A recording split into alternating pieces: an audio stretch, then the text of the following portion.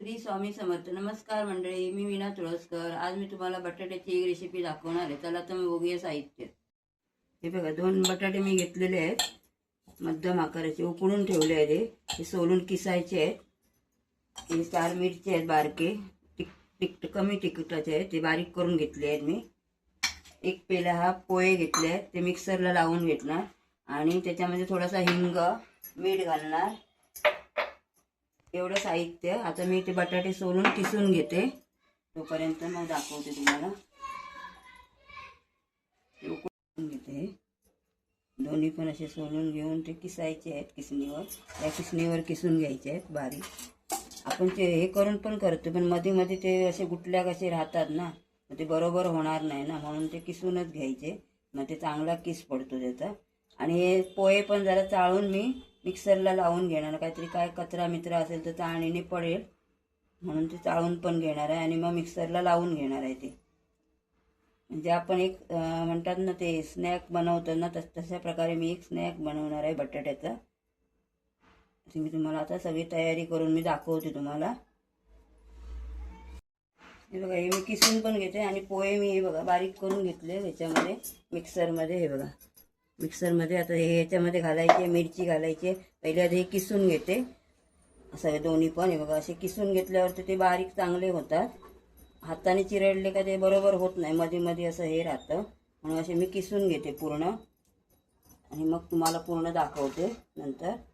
असं हे करून घेते पूर्ण, दोन्ही पण किसते.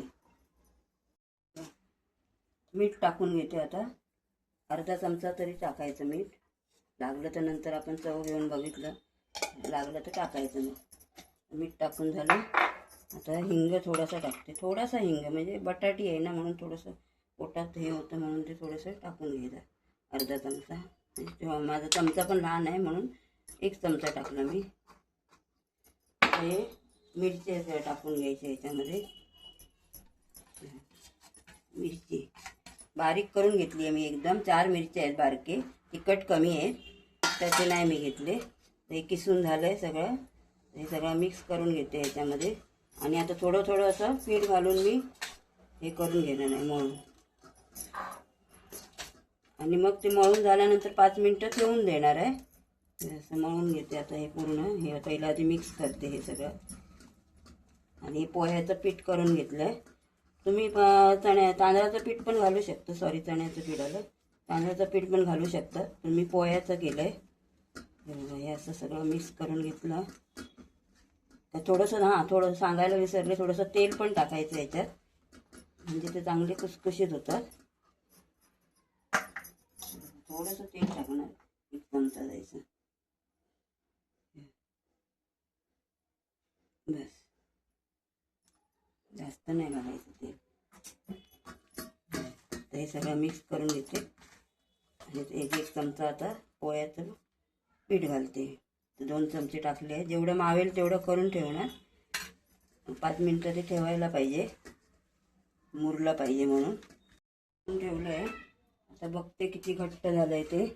थोडं घट्ट वाटतंय आता. घट्ट वाटते म्हणून थोडंसं आता त्याच्यामध्ये 2-3 मग अशी पण मी 2 चमचे हे पाणी घातलं आहे त्याच्यामध्ये. थोडं घट्ट वाटत होतं म्हणून एकदा बघितलं मी हात लावून. कारण काय, हे जसं पोहे पाणी हे करून घेतात ना, बटाट्याला जर पाणी सुटलं ना तरच ते पाणी लागतं, नाही सुटलं तर हे होत नाही, मग घालावं लागत नाही पाणी.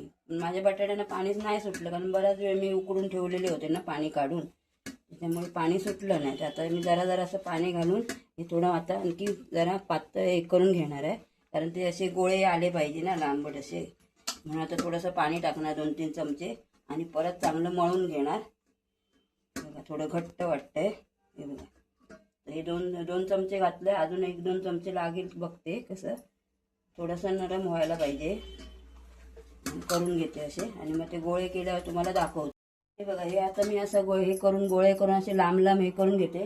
हे 7 चमचे मी पाणी टाकलं, म्हणून ते मी मुरत ठेवलेलं. जेवढं आपल्याला लागेल ना नरम व्हायला तेवढं पाणी टाकायचं, म्हणून ते आधी 5 मिनटं मुरत ठेवायचं. म्हणजे किती पाणी घेईल हे नंतर आपल्याला समजतं. पोहे असतं ना, पाणी सगळं बटाट्याचं वगैरे खेचून घेतं, म्हणून हे पाणी नंतर घालायचं असतं आपण नंतर, मग 5 मिनिटानंतर. आता मी असे गोळे तयार करून घेते. गोळे तयार करून घेतले लांब लांब, काय ते नंतर आपण तळायचे. असे बारीक जेवढे पातळ पाहिजे तेवढे आपण करायचे, पण आतून पण चांगले हे झाले पाहिजे ना ते. हे बघा असे करायचे आणि मस्त सुरीने जेवढे आपल्याला लांब पाहिजे तेवढे आपण कापायचे. हे बघा एवढे एवढे आता मी कापून घेते. हे आपल्याला जेवढे मोठे पाहिजे तेवढे आपण कापून घ्यायचे. आता असे करून मी तयार करून ठेवते इथे. हे बघा आणि नंतर आपण मग ते तळायचे. लहान मोठे कसे पाहिजे तसे आपण करायचे.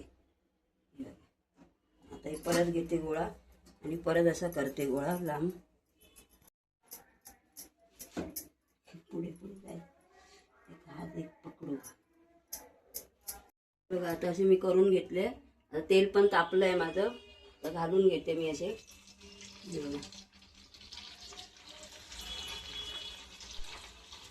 लहान मोठे असे केले आहेत मी. ते जेवढे मावतील तेवढे आपण घालायचे. हे बघा हे आता असे भाजून झाले आहेत. हे बघा असे फ्राय करायचे. हलक्या हाताने असे हे करत राहायचे त्यांना, आणि ते भाजून जेव्हा वर येतील तेव्हा सुटतील ते पूर्ण असे. तेला मध्यमच ठेवाय, हे गरम जास्त नाही करायचं ते, आणि गॅस पण स्लोच ठेवायचा, जास्त फास्ट पण नाही करायचा. हे बघा अशा प्रकारे करून घ्यायचे. हे ही जर रेसिपी आवडली असेल तर लाईक करा, शेअर करा आणि नक्की करून बघा. कसे दाखवले त्याप्रमाणे मी नक्की करून बघा. तुम्ही सबस्क्राईब कोणी करत नाही आहे, त्यामुळे मला करायला पण एवढा मूड येत नाही हे दाखवायला. पण रेसिपी किती अजून कमी आहेत माझे, आत्ताचे 1000 झाले आहेत. असे भाजून आता बाकी सगळे मी भाजून घेते, नंतर तळून घेते, भाजून घेते.